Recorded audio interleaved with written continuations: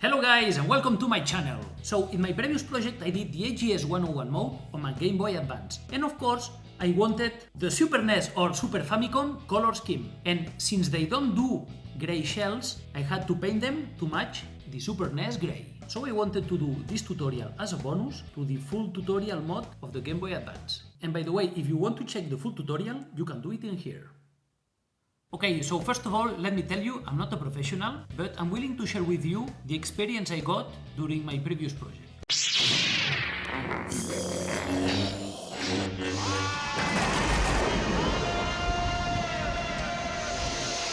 It's not easy to find all the information on the internet, and the people that do this for a job are not always willing to share the information. So when I did my first attempt, I screwed up, so take a look.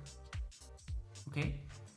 Basically, I used the wrong paint and the wrong varnish. So let me share some tips with you of what I learned. Okay, so the first step is to prepare your shell, either a console shell or a controller shell. Sometimes the plastic pieces have a little protective coat on them, so it's best to polish that up before painting. In this case, I didn't polish it, but sometimes it's better to do it. And one of the best ways to do it without damaging or scratching is using some Scotch-Brite, the same as you use in your kitchen. So you rub it until you have a surface that's not very shiny, so the paint will stick better on it.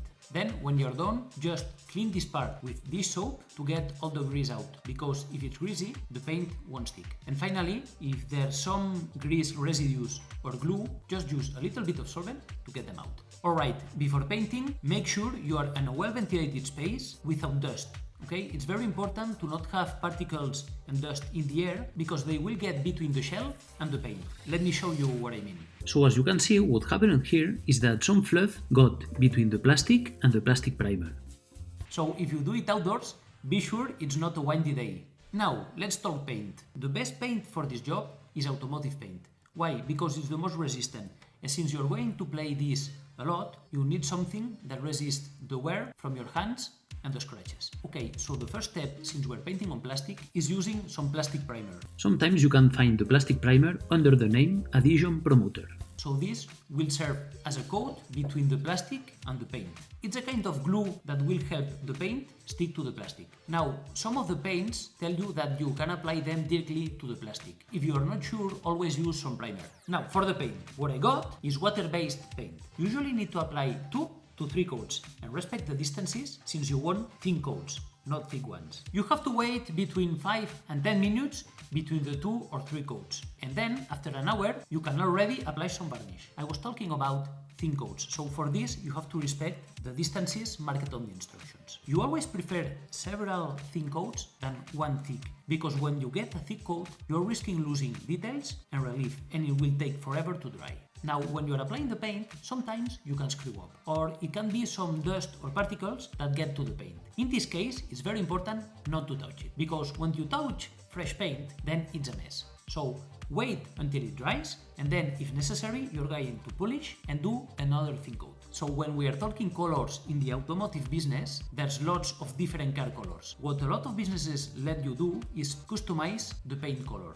And usually they use standard colors. So you have some standard systems like Pantone or RAL in Europe. This one, for instance, was made to match, at the best, the Super NES controller grey, and this is a RAL 7035. So I got my paint kit from a website called pinturaparacoches.com. This is Spanish, but I'm sure that in your country there's lots of businesses doing the same services. The Super NES grey color in the Pantone standard is 421.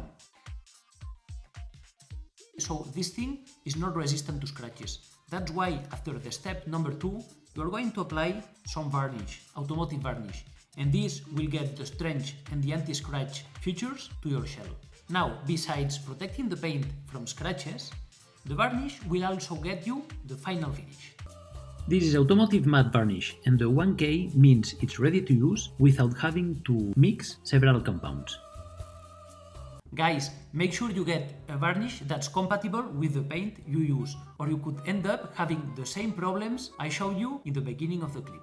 So normally in the market you can find 3 types of finishes. In this case, I went for a matte one, but you can find satin and high gloss. It depends on your preferences. So for the lacquer or varnish, we're going to apply 2 thin coats, waiting around 5 to 10 minutes between the 2 coats. And then the painting process is finished. Be aware that in the market There's some type of paints that already have the varnish included, so you don't need varnish. You just apply the primer and then you paint. Honestly, I think you are going to get more resistance if you apply a lacquer or varnish after the paint. Since you're dealing with toxic elements, always try to use a mask and some latex gloves. Okay, enough theory, and let's apply the plastic primer to the shell.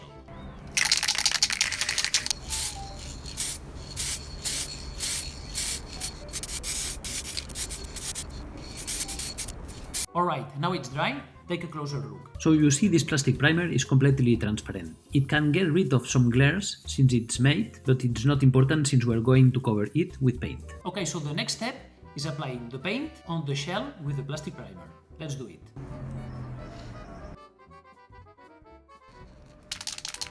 It's important to paint from different angles because you want the paint to get in all the enclosures, the buttons, the D-pad, the speaker, and the screw holes. Alright, so we got our shells painted, and in this case I did two thin coats. Take a closer look on how it renders. So here you can see the final result. So you see the glares? Yes, this paint has a slightly satin finish, but don't worry guys, since with the matte lacquer, these ones will disappear.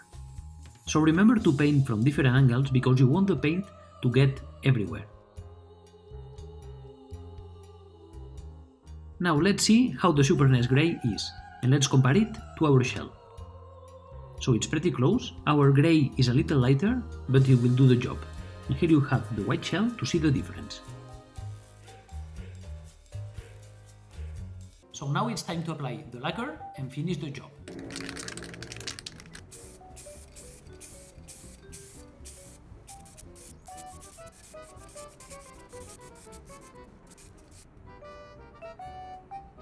Okay, so we just finished applying the lacquer and everything is dry, so take a look. So here you can see how the lacquer renders. So it got rid of the glares from the paint. And it doesn't change the paint tonality, so it's the same grey as before. Moreover, the touch is pretty smooth. Oh, and here you can see the difference between our grey and the original white. Not bad. So that's it guys, I hope you liked the paint tutorial, and if you have complementary information, don't hesitate to drop them in the comment section. So if this video was useful, thumbs up and subscribe for more awesomeness. So take care and may the power always be with you. So here you can find the full tutorial for the AGS-101 mode for your Game Boy Advance. And here you can subscribe to me. Click it, subscribe.